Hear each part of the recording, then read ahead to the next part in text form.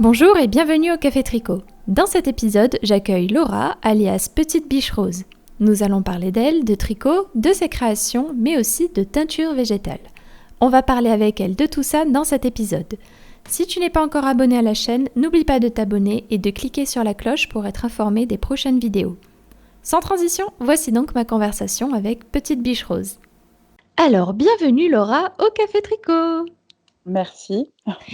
Est-ce que tu pourrais un petit peu te présenter aux triconautes qui ne te connaîtraient pas? Alors, je m'appelle Laura, j'ai pas loin de 30 ans. Je tricote depuis, on va dire, 8 ans. J'ai commencé à tricoter, grâce à ma grand-mère qui m'a appris plein de choses et depuis, toujours, moi, je bricole, les perles, les fils, tout ce que je trouvais un petit peu sur la main étant plus petite, j'essayais de le transformer. Donc là, c'est grosse passion tricot, crochet, plutôt les arts du fil de manière générale. Et puis voilà, je me suis un peu présentée. Donc tu es connue sur, internet plus sous le nom de Petite Biche Rose, du coup? Oui, oui, c'est Hem, ça. si c'est pas indiscret, pourquoi avoir choisi ce pseudo? Il y a Alors une le rose, raison? c'est parce que c'est ma couleur préférée, la Je m'en première doutais. chose. Et une biche, bon, c'est l'animal, la biche comme on connaît, mais c'est aussi, un insecte. Ça ressemble à un petit scarabée, et en fait, je trouve j'aime bien les insectes. C'est quelque chose qui me passionne, aussi et j'en parle pas forcément sur Instagram et du coup, bah, je trouvais que ça faisait bien entre, la biche, bah, l'animal, qu'on voit et puis, cet insecte aussi là aussi qui est moins connu. Souvent, les animaux pensent à vraiment la biche, mais moi, c'est aussi pour l'insecte. C'est un petit peu, mon insecte, totem, quoi. Je trouve ça sympa, j'aime bien les scarabées. Je connaissais pas du tout, donc je viens d'apprendre quelque chose. D'apprendre quelque chose, ouais. À chaque fois, je dis ça et les gens, ils font: «Ah bon? Mais il y a pas que la biche, la biche?» Non, non, il y a pas que la biche. Donc voilà, c'est le petit aparté, mais j'ai pas vraiment c'est plutôt pour la symbolique et puis aussi parce que je trouvais qu'à l'époque, quand je l'ai créé, ça sonnait bien. J'ai pensé plusieurs fois à changer et puis, bah, je suis restée avec ça et finalement, bah, ça me va bien. Puis c'est vrai, oui, comme tu dis, ça te va bien en plus. Je trouve que de ton univers, il est très, très doux, très, très cocon. C'est un petit peu ce que tu cherches à transmettre, non? Un petit peu ce Oui. côté, cocooning, bien-être? Exactement, tout doux, bon moi j'aime bien tous les fils un peu poilus, hyper doux, hyper, légers, et puis j'aime beaucoup aussi les couleurs pastel donc ça fait un petit ensemble un peu en effet, tout doux quoi. Justement, tu parles de tricot, d'art du fil. Comment t'en es venue au tricot? J'en suis venue au tricot parce que, je bavais devant, les gilets des petits hauts. Je ne sais pas si j'ai le droit de citer une marque, mais c'est Si, fait. vas-y, c'est bon. OK, je trouvais leurs gilets très, très beaux, mais quand même avec un certain coût, pour, s'en acheter plusieurs et en fait, j'ai voulu, m'y mettre pour, essayer de faire des gilets, un peu similaires avec, des coupes un peu sympas, et donc je me suis lancée, dans le tricot dans le but de me faire ce genre de gilet, donc très vaporeux avec des coupes un peu, intemporelles. C'est souvent du mohair ou un fil un petit peu poilu, et des petits boutons, pailletés ou avec du doré ou des choses comme ça. Et puis après, bon, bah, j'ai fait, autre chose que ce genre de gilet, mais à la base, c'était vraiment, pour, pouvoir avoir plein de jolis gilets, tout doux, pour, l'hiver, imitant un petit peu ou s'inspirant un peu des modèles de cette marque, mais sans avoir à trop dépenser et puis le fait aussi de faire, soi-même avec ses mains, que je trouvais ça chouette. Mmh. D'accord et c'est vrai que c'est quelque chose qu'on retrouve un petit peu dans ton style, parce que tu crées aussi des des des patrons régulièrement ou en tout cas des tutos. Je ne sais pas comment tu te définis toi par rapport à ça? Créatrice, pas créatrice? C'est une très bonne question. Pendant longtemps, parce que je pense que, le tricot, ça existe depuis des années. Il y a des points que, tout le monde a accès à ces points-là. Il y a des anciens modèles aussi, de vieux catalogues ou de choses comme ça. Hem, je me suis placée en tant que créatrice il y a peu, mais en fait, pour l'instant, je ne les vends pas. Je mets à disposition, de manière gratuite ces patrons, mais je crée quand même le modèle de A à Z où, j'imagine un modèle qui me plairait. Je le dessine, teste avec, plusieurs fils ce que ça pourrait donner pour ensuite, qu'ils prennent forme et proposer le patron, sur mon blog. Donc, pour moi, c'est quand même de la création, même si c'est à partir de choses, de modèles qui m'ont inspirée ou, de points, qui sont accessibles partout. Il y a quand même une transformation, et donc de la création. Donc je me place maintenant comme créatrice tricot, où à l'époque je ne le faisais pas forcément. Mmh. Oui, donc c'est quelque chose qui est tout récent, ça a mis du temps, non? Parce que ça fait un moment, tu as un blog aussi, hem, pas de podcast, mais tu as un blog et ça Oui. fait un moment que tu tiens ce blog, il me semble? Oui, ça fait, je crois depuis, 5 ans que je tiens mon blog et Mmh. j'ai commencé mon blog avec, un patron tricot. Donc, j'avais déjà un compte Instagram avant où il y a eu des histoires de piratage, donc j'avais tout perdu et j'avais repris mon compte Instagram en commençant, mes créations avec du tricot et j'avais ouvert mon blog donc il y a 5 ans, il me semble, avec, un patron tricot et en fait, je poste des patrons tricot depuis 5 ans. Mais pour me dire, entre guillemets, «créatrice», je l'ai fait il y a peu. Mais ça fait depuis, un petit moment déjà qu'il y a ces patrons, disponibles, sur mon blog. Mmh. Oui, en plus, t'en as beaucoup, beaucoup, beaucoup de gilets, et cetera, mais je vais y Oui. revenir justement. Hem, à propos du coup de tes créations du coup, qu'est-ce qui t'a donné envie de te lancer dans la création de tes propres patrons? Donc tu as vu des petits hauts, mais il y a quand même un pas à franchir. Il y a le fait, bah, de dire, bah, je passe d'un patron que je suis à la lettre à quelque chose que je dois, ben, créer. Donc, qu'est-ce qui t'a vraiment, ça t'a poussé? Il y a un modèle où tu t'es dit: «Non, celui-là, il faut que je le fasse, je vais le faire vraiment, je vais me lancer»? Alors on va dire que, bon, il y a l'inspiration des modèles des petits hauts, il y a ça oui et ensuite il y avait le fait que, comme, je fais un bon 40. Il y avait certains modèles, où la couleur et le point ou le fil utilisé me plaisaient beaucoup, mais n'allaient pas à ma morphologie. Mmh.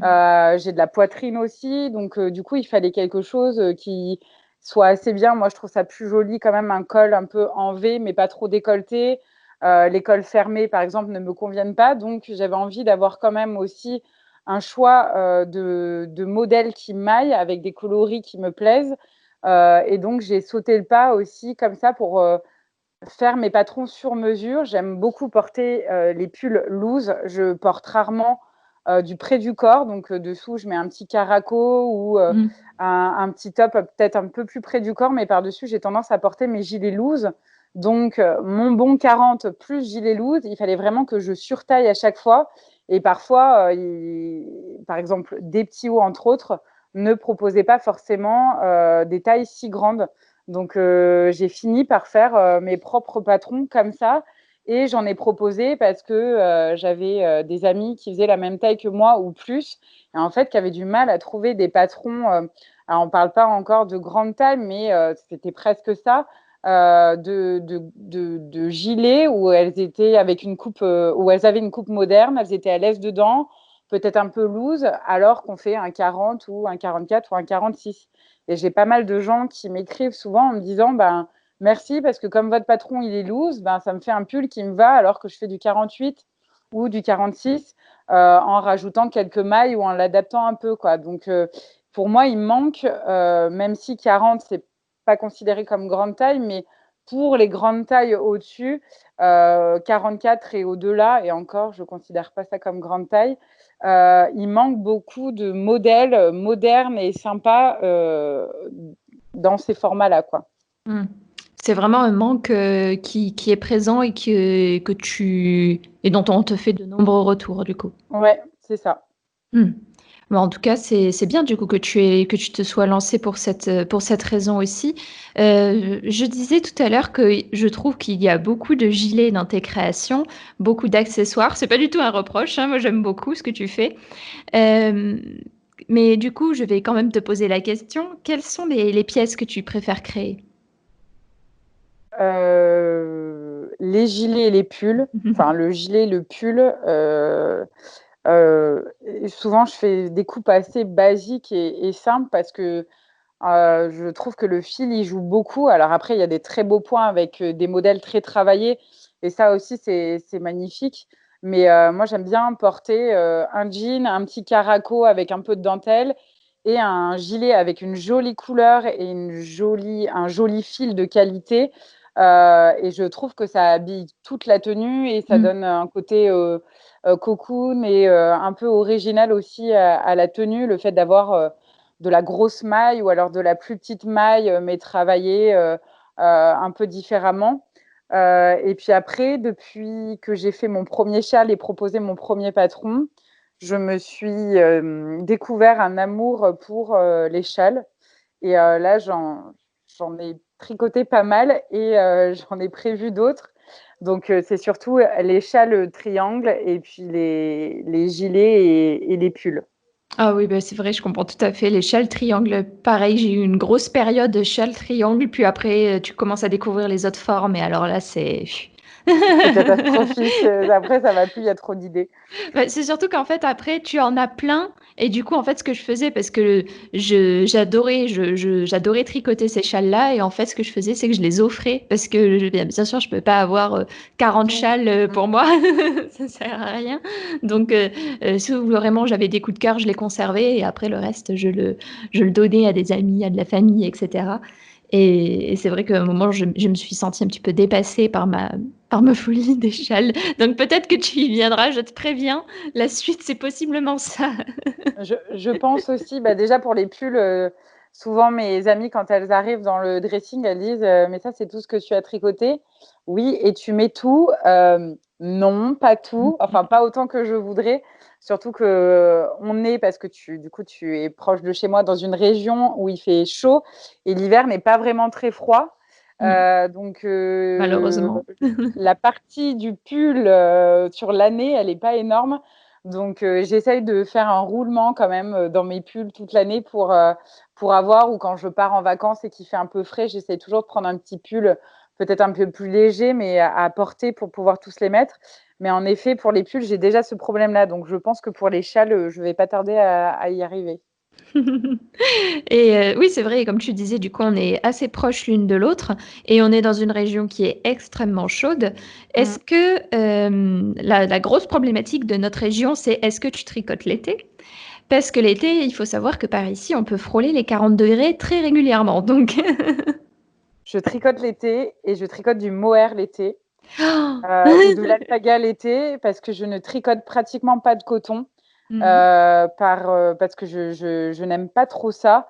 Mmh. Je m'y mets de plus en plus en découvrant, des marques qui proposent des cotons, beaucoup plus agréables. Mais, j'ai vraiment du mal à travailler le coton, la sensation du fil sur mes doigts, à le porter, c'est encore pire. C'est pareil pour, le lin. J'ai vraiment du mal avec ça. C'est qu'une question de sensation, hein, il y a pas de réaction allergique ou de choses comme ça. C'est qu'une question vraiment de sensation et de tenue du fil. Mmh. Donc j'arrive à crocheter quand même, le coton, ça me gêne un petit peu moins en fonction des cotons que je choisis. Mais c'est vrai que j'adore essentiellement le mohair et l'alpaga, ou le mérinos avec de la soie mélangée et en fait, l'été, je tricote aussi, uniquement ça. Mmh. Mais Mais j'ai c'est très chaud. oui, j'allais dire, tu dois avoir un peu chaud, oui. C'est c'est marrant, c'est vraiment, un tu l'impression que ça te gratte, en fait, ce côté, comment dire? C'est des fibres végétales, tu l'impression que ça te gratte, c'est ça? Non, j'ai l'impression que ça je sais pas, c'est le côté peut-être un peu rustique du fil, je trouve que sur la peau, c'est pas agréable à tricoter. Je sais pas comment trop te décrire ça. C'est pas la maille en elle-même qui me gratte parce que je vais pouvoir porter du coton, mais pas tricoté. Mais par exemple, en t-shirt, même 100% coton, ça va pas trop me poser de soucis. Mhm. C'est vraiment la sensation du fil sur les doigts.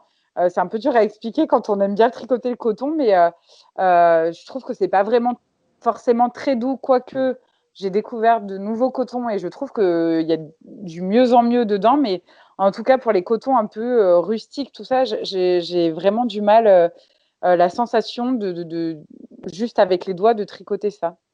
Alors, juste comme ça, je ne sais pas si tu l'as testé, le coton de We Are Knitters, le coton Pima pour être plus précise.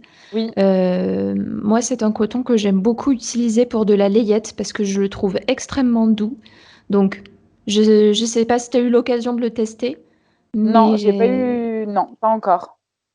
si un jour tu as envie de te relancer dans un truc en coton pour voir, Ouais, tu me conseilles ça. voilà. Parce que moi, je trouve que c'est un coton, en tout cas, qui est très agréable à porter, très très doux. Donc, voilà. Super.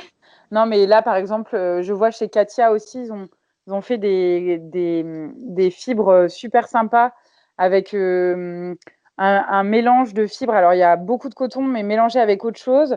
Et c'est hyper doux. J'ai l'impression que c'est du mohair, mais sans poils.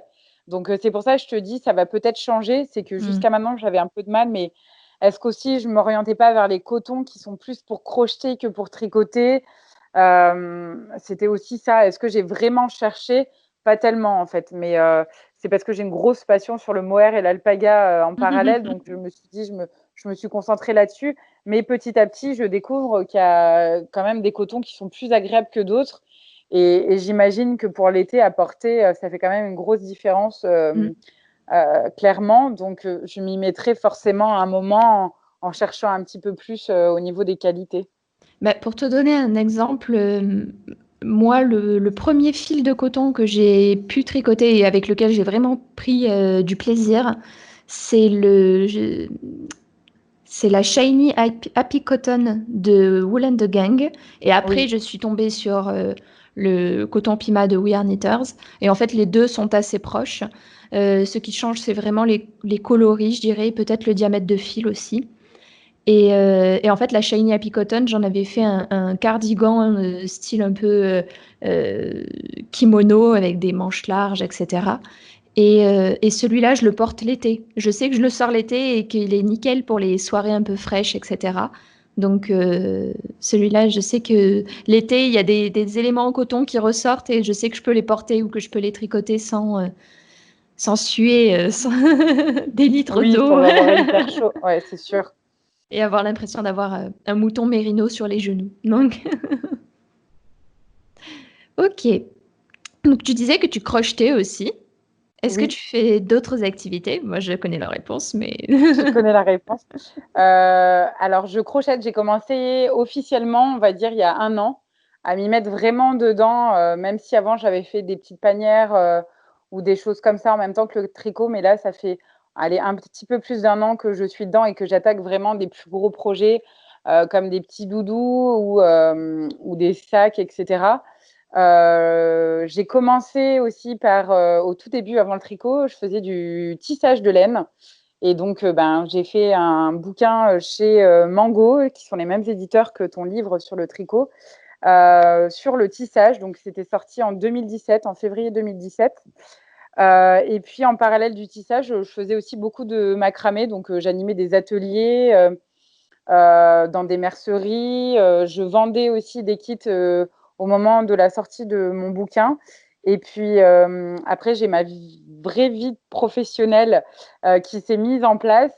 Et du coup, j'ai laissé tomber un petit peu toute la partie de vente des kits de tissage et même le tissage et le macramé pour me consacrer uniquement au tricot qui prenait beaucoup plus de place en termes de temps et de me plaisait de plus en plus pour m'investir essentiellement dans le tricot et le crochet et en délaissant un petit peu plus le tissage et le macramé. Hmm. Donc, au final, aujourd'hui, tu continues quand même ces activités, il me semble. Alors, je tricot à fond, crochet aussi. Mhm. Tissage, j'en fais un petit peu, mais c'est vraiment rare.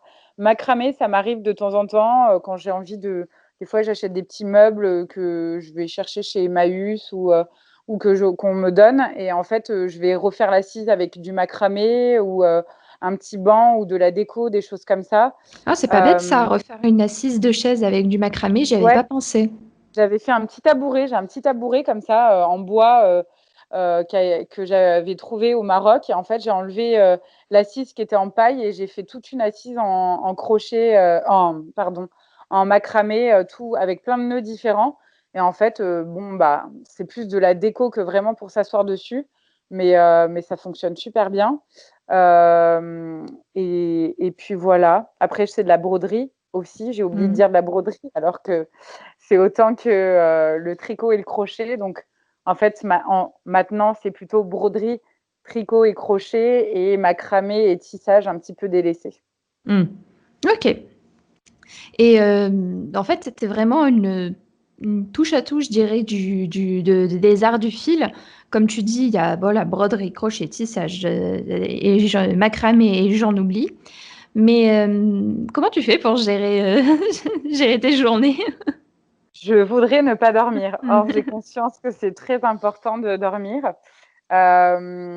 Donc, j'ai la chance, de par mon métier, d'être mon propre patron et de travailler en libéral, donc de gérer, mon temps un petit peu comme je veux. Donc, j'aménage mes horaires en fonction de, quand je vais recevoir mes patients.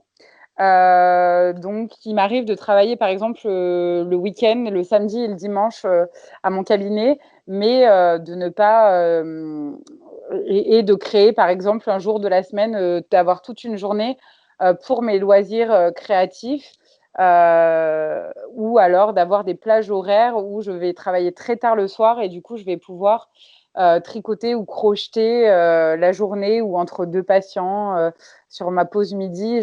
Je fais toujours quelque chose en fait, de mes mains, quand je ne suis pas au travail. Mm. Ok, d'accord. Mais en fait, oui, d'ailleurs, du coup, tu transportes facilement ton tricot pour, au Oui, boulot pour faire une petite pause tricot.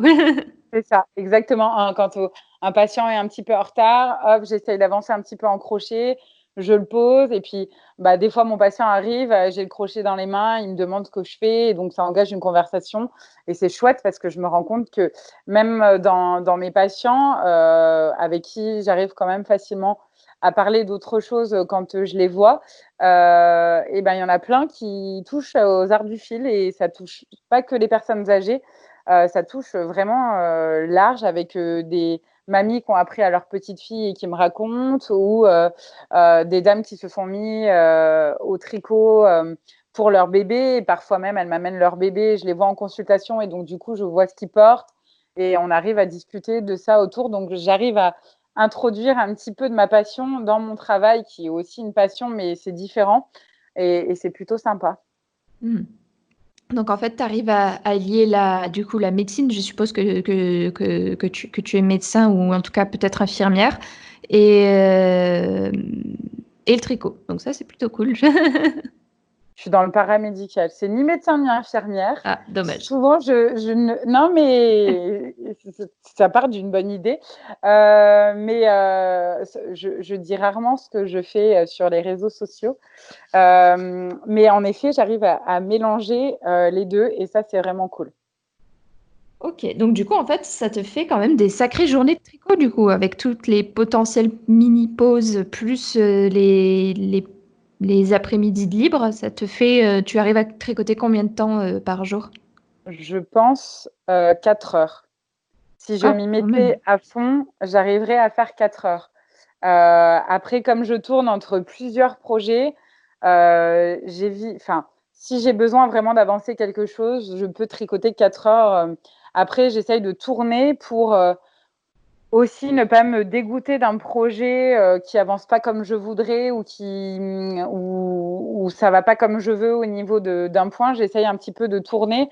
Donc, bah là, par exemple, j'ai une broderie qui m'attend avec un poulpe à finir en broderie. J'ai un tricot à terminer, j'ai une petite partie crochet, j'ai des chaussures aussi que je suis en train de customiser avec des feutres textiles. Et donc, j'essaye de tourner pour changer d'activité et d'avancer un petit peu sur tous les plans pour pas être frustrée de ne pas avancer aussi bien que je voulais pour chaque projet et aussi pas me dégoûter d'un projet parce que ça avance pas comme je voudrais ou j'ai pas assez de temps ou c'est pas ce que je veux comme rendu, etc., etc. D'accord.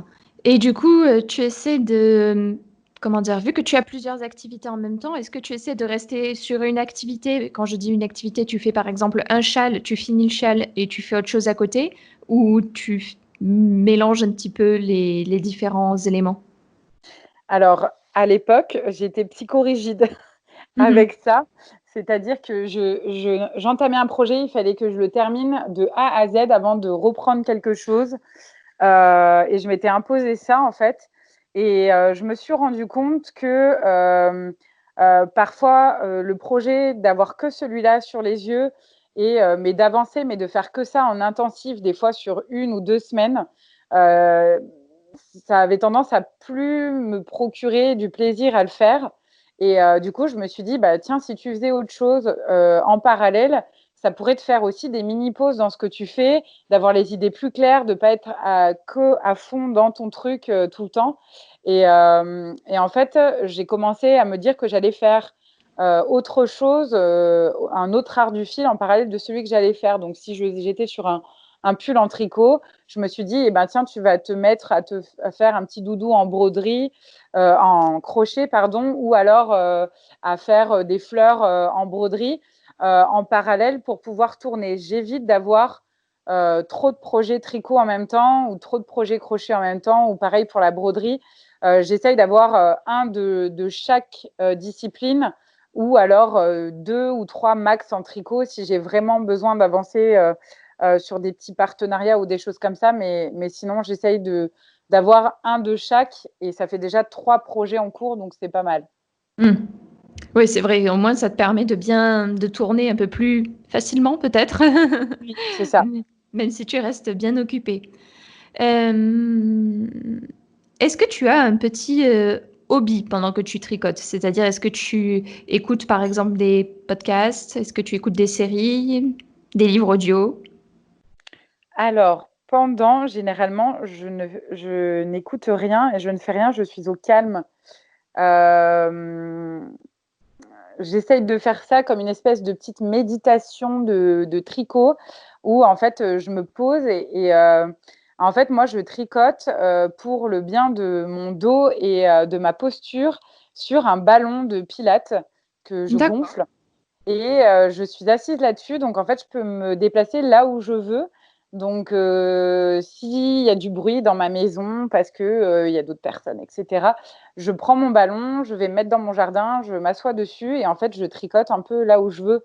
Enfin, chez moi, hein, je l'amène pas à l'extérieur quand même, mais Dans je la peux, rue, sur le si j'ai ballon. besoin, Dou, dou, dou. sur le ballon et du coup, je peux sauter dessus pendant que je tricote. Enfin, je parle de petits sauts, hein, je parle pas de faire du trampoline non plus, mais je peux me balancer d'un côté à un autre, m'avancer. Donc, j'ai jamais une position fixe maintenue où on a tendance à se recroqueviller un petit peu et c'est pas terrible pour la posture.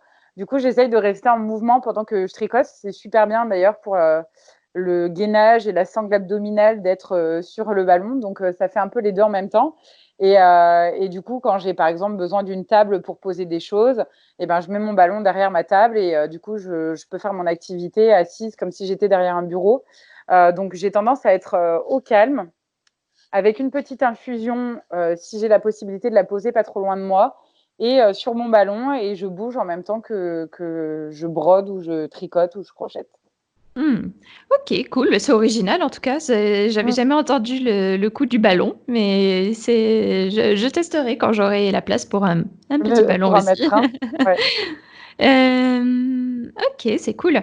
Est-ce que tu as, je crois pas, si, je sais que tu tricotes des kits de tricot, Oui. mais je sais pas si je t'ai vu tricoter des tricots d'autres designers, ou alors j'ai pas fait attention.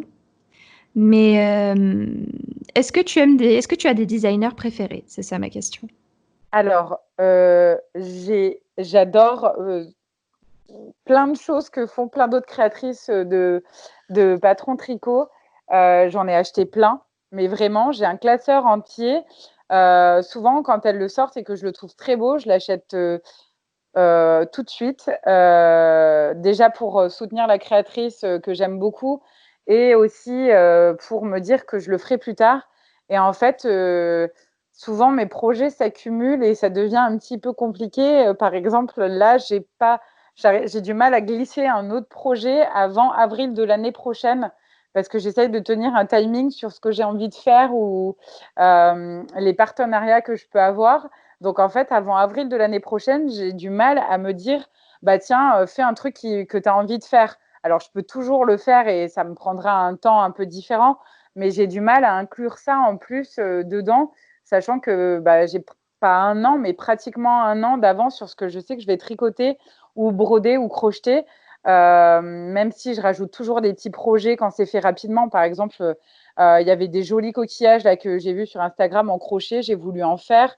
Bon, bah, ça s'est glissé en plus, etc., etc. Mais pour le tricot, comme ça prend un peu plus de temps, j'ai plus de mal à inclure. Donc, j'ai plein de patrons, dont ton livre d'ailleurs, qui est juste à côté de moi dans ma bibliothèque. Et il y a plein de choses qui me plaisent beaucoup, mais j'ai pas pris le temps, parce que je vais pas dire que j'ai pas le temps, mais je n'ai pas pris le temps de l'inclure à mon planning.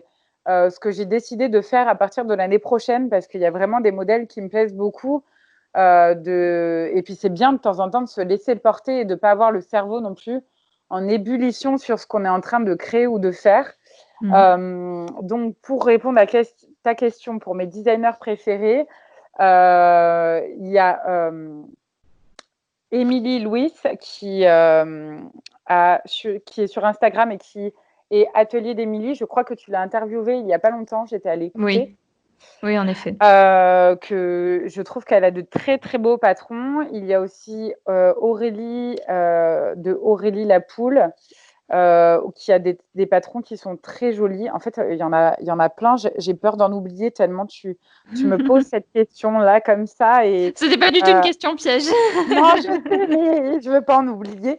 Ensuite, il y a ton livre aussi qui est très sympa et il y a des modèles qui me font de l'œil. Il y a aussi Charlotte et Kim qui ont fait un livre ensemble. Alors, elles ont fait des livres séparés, mais aussi ensemble sur le tricot, dont un bouquin avec une très jolie panière tricotée que j'ai très envie de me faire depuis bien longtemps. Et puis, il y en a probablement plein d'autres qui me plaisent et que j'ai pas le temps, même sur les kits. Des kits de marque qui proposent un design et la laine qui va avec. Il y a plein de choses qui me plaisent, même que j'ai achetées et qui attendent, mais que je n'ai toujours pas fait. Oui, en fait, le problème, c'est le fameux problème que nous avons toutes et tous, c'est les journées qui ne font pas plus de 24 Exactement. heures. Exactement. Ok, ouais, bah, c'est vrai, je comprends tout à fait un petit peu comment dire, ce manque que tu as. Moi, j'aimerais bien aussi parfois ne pas dormir parce que les journées sont trop courtes. Ça passe trop vite. Donc, c'est vrai, je comprends tout à fait ce que tu ressens. Est-ce qu'en tricot, il y a des éléments que tu aimes le plus, que tu aimes le moins? Parce que le tricot, dans notre pratique, c'est comment dire, il y a des choses que l'on aime beaucoup, il y en a d'autres que l'on aime beaucoup moins, et dans le tricot, il y a aussi des éléments que l'on aime plus ou que l'on aime moins. Est-ce que toi, il y a des éléments que tu n'aimes pas trop faire en tricot? Alors, l'échantillon, c'est la première chose, même si je me rends compte que comme je propose mes patrons tricot, je suis obligée d'en faire après pour que les filles s'y retrouvent ou les hommes. Donc, il y a cette première étape où moi, j'ai tendance à savoir à peu près ma taille et quelles aiguilles utiliser, enfin combien de mailles monter pour les aiguilles utilisées et en fonction du point, s'il va être plus resserré ou pas. Donc, j'arrive un peu à faire au feeling pour moi et souvent, ça monte un peu comme ça. Mais c'est vrai que comme je les propose sur le blog ensuite, j'essaye maintenant de faire des échantillons pour pouvoir donner un maximum d'indications aux personnes qui voudraient le refaire. Et ensuite, ce que je déteste, Mais je crois que c'est une grosse majorité d'entre nous, c'est les coutures à faire à la fin, quand on a fini ses pièces et qu'il faut tout monter, quand on ne tricote pas en circulaire ou qu'on a fait un modèle qui n'est pas en circulaire. C'est vraiment de devoir passer du temps à s'appliquer, à faire des coutures. Il faut que ce soit bien fait, sinon c'est visible, avant d'avoir vraiment la pièce sous les yeux et terminée. Donc en fait, moi, souvent, quand j'ai fini mes parties, je m'arrête, je fais une pause et je fais les coutures plus tard parce que sinon, ça a tendance à ne pas aller assez vite pour moi et à m'agacer et je ne fais pas des belles choses. Donc, c'est les deux petites choses qui me posent le plus de soucis en tricot. Tout le reste, c'est complètement génial. Donc, la balance s'équilibre quand même super bien. Mais du coup, tu tricotes pas ou peu en circulaire du coup? En fait, je tricote en circulaire. D'ailleurs, j'ai proposé un petit patron de bonnet il n'y a pas très, très longtemps. Je considère que je ne le maîtrise pas assez pour donner toutes les informations et les bonnes informations encore sur les patrons que je propose. Donc, je tricote en circulaire pour moi. Je ne montre pas forcément tout ce que je fais sur Instagram en tricot, hein, parce que des fois, je fais des projets en parallèle et puis je ne mets pas la photo de ce que j'ai fait tout de suite. Et puis, en fait, je suis passée carrément à autre chose et je retrouve la photo en disant, mais tu avais fait ce pull, tu n'en as même pas parlé, etc. Bon, c'est passé à la trappe. Mais je tricote en circulaire, je fais des pulls.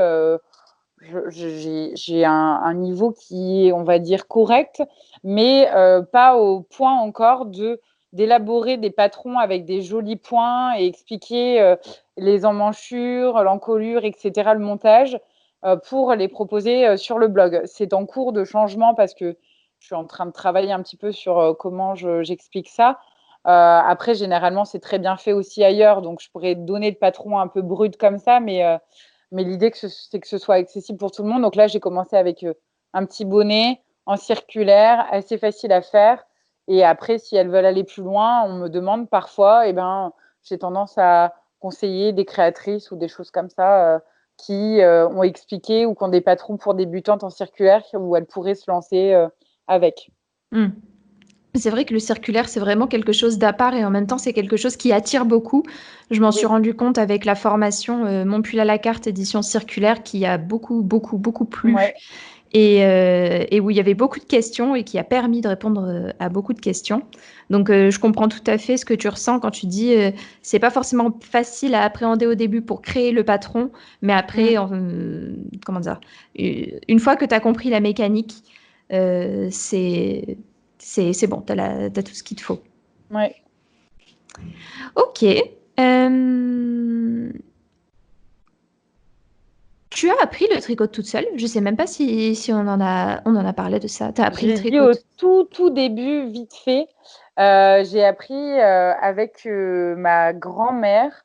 En fait, je rentrais d'une virée shopping, donc c'était tout au début, hein, et je lui dis, ah, je voudrais me faire un gilet qui ressemble à celui que je portais, qui était très joli, enfin que je trouvais très joli du moins.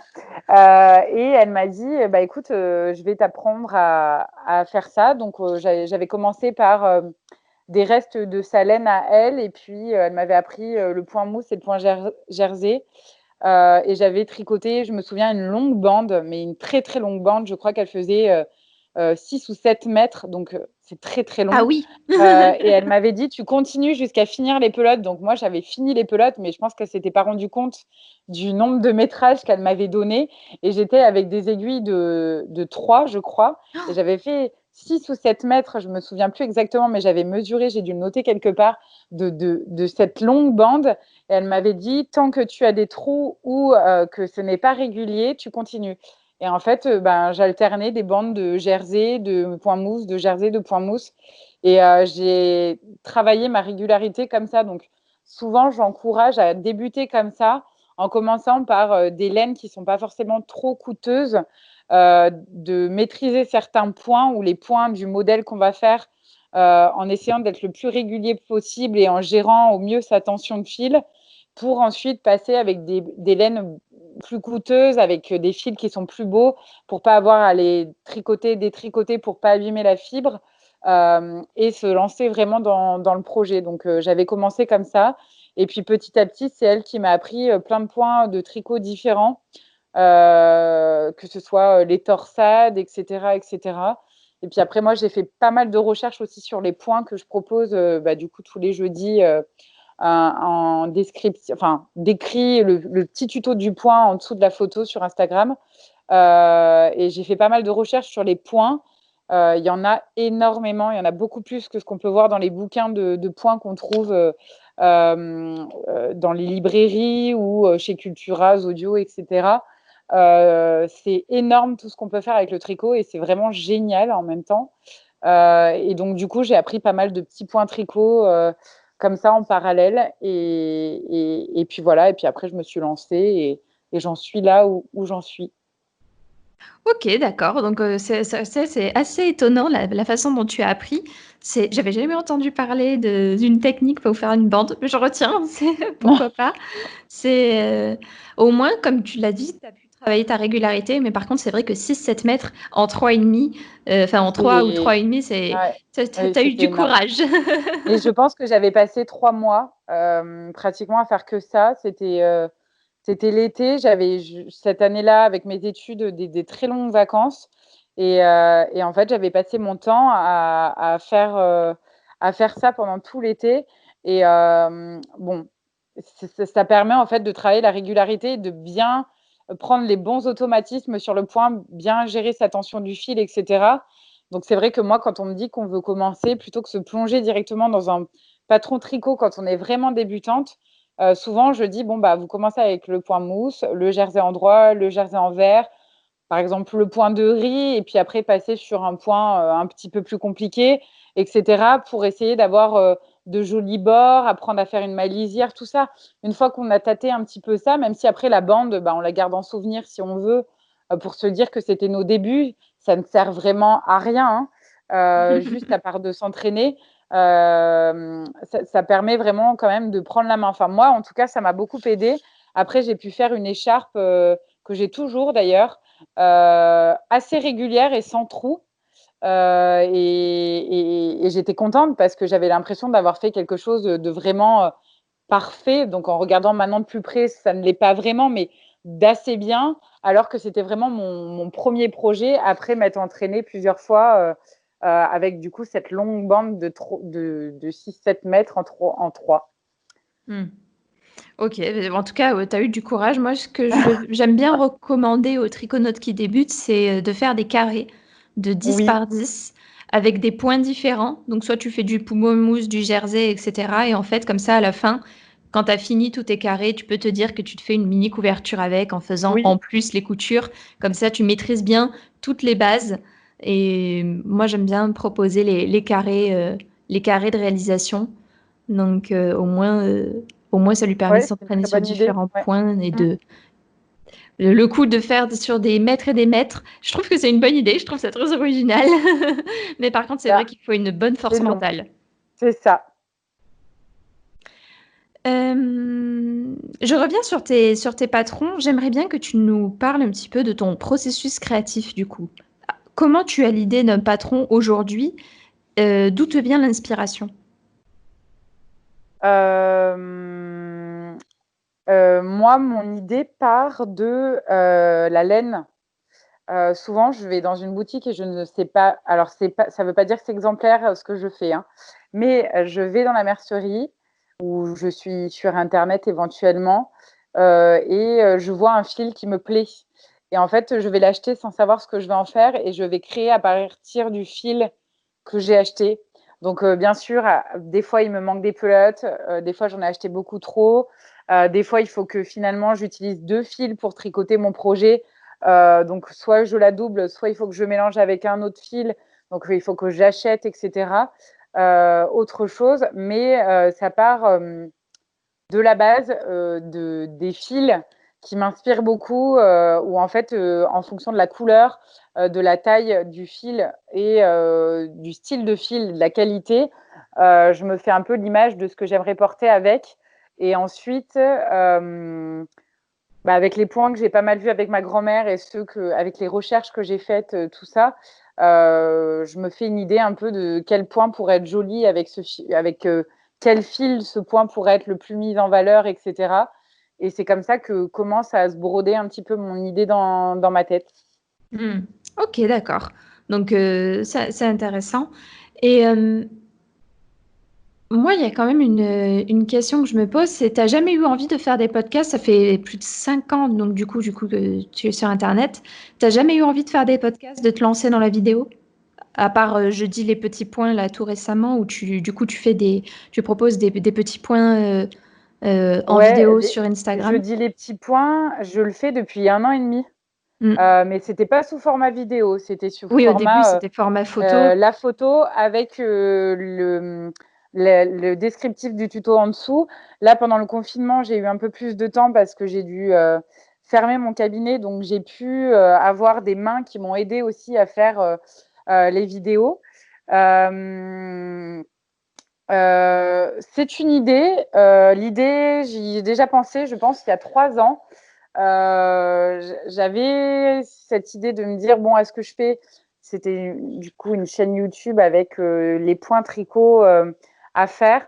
Je trouve que, bon, niveau informatique, je suis pas trop une flèche. Donc, ça me paraissait un petit peu compliqué. Et puis, bon, depuis le temps, je me suis aussi un petit peu améliorée, tout ça. Donc, pourquoi pas m'y lancer un jour avec les points tricot en vidéo, avec du coup des montages pour pouvoir couper, parce que c'est vrai que tricoter des points qui sont un peu compliqués, des fois, il y a 20 rangs Mm. pour faire un point, enfin, pour faire le point que je veux faire. Et c'est vrai que regarder quelqu'un tricoter 20 rangs, je trouve que c'est un peu long. D'ailleurs, les vidéos tuto tricot que je poste sur Instagram, c'est souvent sur des 4 ou 5 rangs que le point se fait, mais rarement plus, parce que je trouve que c'est un peu long. Surtout, alors pour les débutantes, je peux comprendre qu'elles puissent regarder, mais pour celles qui maîtrisent et qui veulent juste le point, ça peut me paraître un peu long. Donc il faudrait, après c'est de la technique, mais que j'arrive à couper pour avoir quelque chose d'un petit peu plus condensé. J'aime aussi les formats courts. Je trouve que c'est plus sympa et plus facile à regarder. Enfin, ça, c'est que mon avis et ce que j'aime, hein. Donc, je ne m'y suis pas encore lancée. Ça pourrait venir peut-être à la fin de l'année ou l'année prochaine, en fonction des projets qui vont se mettre en place. Mm. Ok, d'accord. Bah, à noter, du coup, en projet futur, est-ce que tu as d'autres petits projets comme ça, futurs dans la tête, que tu souhaites partager, bien sûr? Il y en a plein. Non, non, il y a rien de particulier. J'aimerais recommencer à faire des ateliers dans des merceries ou pour des boutiques. Donc, pourquoi pas du tricot ou du crochet ou de la broderie, peu importe, parce que j'aime bien le contact, le fait de partager, d'expliquer. Ça nous permet toujours de nous. Enfin, ça fait cogiter ce que je dis souvent, moi, ça fait cogiter le cerveau. Euh, on est tout le temps en train de se remettre en question sur ce qu'on fait, si on ne peut pas faire mieux, comment on peut faire pour que ce soit comme ça ou comme ci, etc., etc. Donc, je trouve que c'est super d'échanger avec des personnes, d'expliquer, qu'on nous pose des questions et du coup d'aller se renseigner, de se perfectionner, d'inventer autre chose, d'autres manières d'expliquer, et puis juste parler avec les gens, échanger sur les expériences, comme là on fait dans cette interview où je trouve que c'est vraiment sympa. Donc remettre en place des ateliers, ce serait vraiment chouette, et plutôt dans ma région, parce que je sais que j'ai des copines à Toulouse qui m'attendent avec grand plaisir pour faire des ateliers. Mais par contre, dans la région, j'ai pas encore mis ça en place. Donc, pourquoi pas lancer ça? Je sais qu'il y avait une mercerie, si elle m'écoute, sur Avignon, qui m'avait contactée, et je ne les ai toujours pas recontactés. Donc, je le ferai là dès qu'elles pourront réouvrir. Et puis après, d'autres projets qui sont encore, on va dire, dont je ne peux pas vous parler, qui sont un peu secrets parce que c'est tout frais et c'est même pas encore validé. Donc, j'attends des réponses avant d'autres petits projets qui devraient bien m'occuper aussi. D'accord, et ben, à venir alors, ça veut dire à affaire à venir, suivre. à suivre. Super. Bon, eh bien écoute, je vais terminer par les 2 petites questions traditionnelles. Est-ce que tu as une petite astuce à donner aux triconautes qui nous écoutent, tout d'abord? Alors moi, je vais pas aller dans la technique, mais je vais aller juste sur le fond. Faites-vous plaisir en créant des choses qui vous donnent envie d'être portées, que ce soit inspiré par quelqu'un ou quelque chose que vous créez vous-même ou carrément un patron, tricot, que vous pouvez prendre, acheter à une créatrice et le faire, mais prenez du plaisir et ce sera quelque chose forcément de très réussi, même s'il y a quelques petits ratés. C'est l'intention mise dedans qui fera que le projet est un peu magique et puis de se faire plaisir, quoi. Mmh. Oui, une belle petite astuce, je trouve. C'est vraiment bien. Et c'est surtout important, comme tu dis, de se faire Mmh, plaisir. C'est ça le plus important, de prendre du mmh, plaisir dans notre activité. C'est ça le plus ouais, important. bah, parce que c'est très technique, donc on se focalise souvent sur la technicité et certaines des fois trop, mais c'est pour bien faire, et du coup, on perd le côté, plaisir, de créer ou de faire ou de transformer une matière, même si c'est pas nous qui créons vraiment le patron à la base ou le modèle de ce qu'on est en train de faire. Mais c'est vraiment important de se dire, «Ah, je suis contente de retrouver ça», plutôt que de dire: «Ah bah non, je vais me prendre le chou, ça va pas le faire» et cetera. Là, à la limite, vaut mieux le mettre de côté, partir sur autre chose qui donne plus envie peut-être maintenant, pour le reprendre plus tard et le projet pourra être, que mieux réussi si on part dans cette idée-là. Mmh.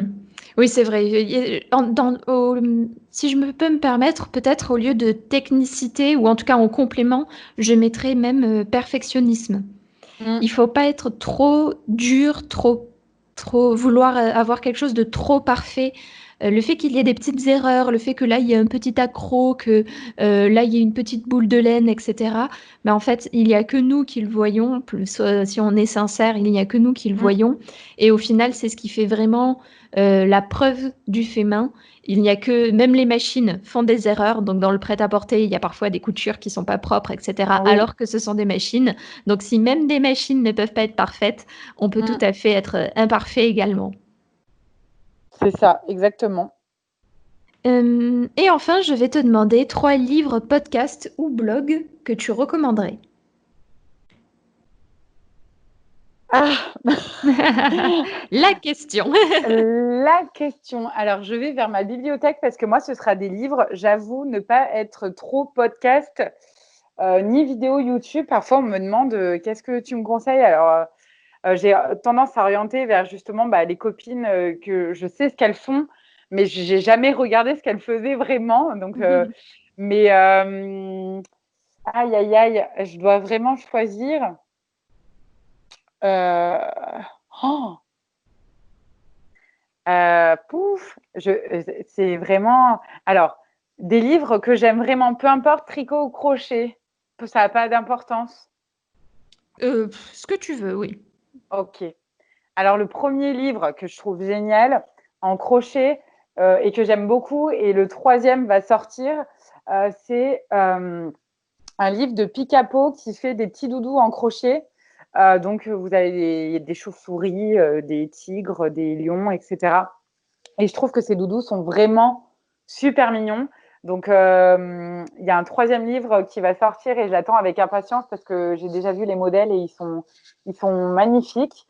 Et je trouve que ça reste quand même accessible aux débutantes, parce que, il y a une partie qui est bien expliquée, au départ, pour visualiser un petit peu les mailles de base. C'est sûr que si on n'a vraiment rien fait, ça peut être un petit peu compliqué, mais si on a déjà tâté un peu le crochet et qu'on veut se lancer dans du crochet, en rond, je trouve que c'est assez bien expliqué. Donc, c'est, Les Amis de Picapo et c'est aux éditions Erol. Tu sais, ça fait beaucoup de trucs, il y a beaucoup trop de livres. Hem, je ne sais pas si je vais vraiment pouvoir choisir. En fait, j'en aurais, je pense une bonne vingtaine à te dire. Du coup, j'ai même plus envie de donner des livres sur le tricot parce que il y en a trop que j'aime.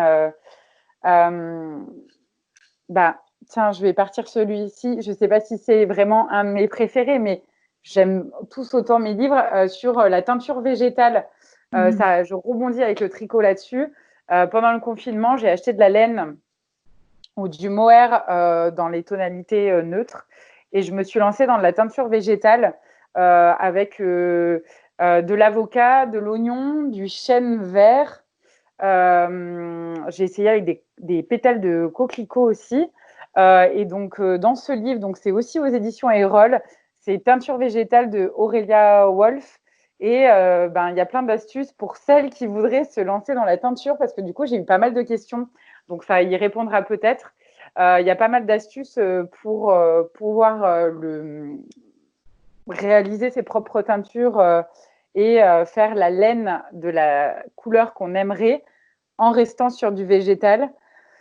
Et après, en tricot, Qu'est-ce que ça rend d'ailleurs, excuse-moi, je rebondis dessus parce que tu as oui, piqué ma curiosité. Qu'est-ce que ça rend les pétales de coquelicot en teinture végétale? ça fait un espèce de pourpre. Alors, il en faut beaucoup, mais ça fait un espèce de pourpre, un bordeaux violet, mais très, très foncé. Vraiment, ça fait pourpre. Je dirais ça, moi. D'accord, ok. Et après, ça dépend comment tu travailles tes fibres avant et après. Pareil, le chêne, moi, m'a donné le chêne vert non séché. Donc, je suis allée couper sur l'arbre et j'ai tout de suite fait ma décoction. Ça m'a donné un ocre assez lumineux, presque doré. Mais j'ai vu que certaines l'avaient fait. Ça avait donné du marron ou plutôt un vert olive. Donc, en fait, il y a une palette qui est énorme avec les mêmes matières premières.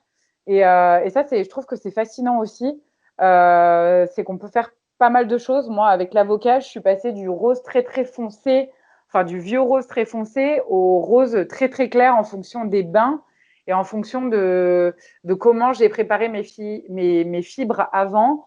Et pour l'oignon, pareil, on peut passer un peu du orangé au jaune en passant par le marron en fonction de vraiment comment on travaille les fibres avant et après quel bain on leur fait prendre.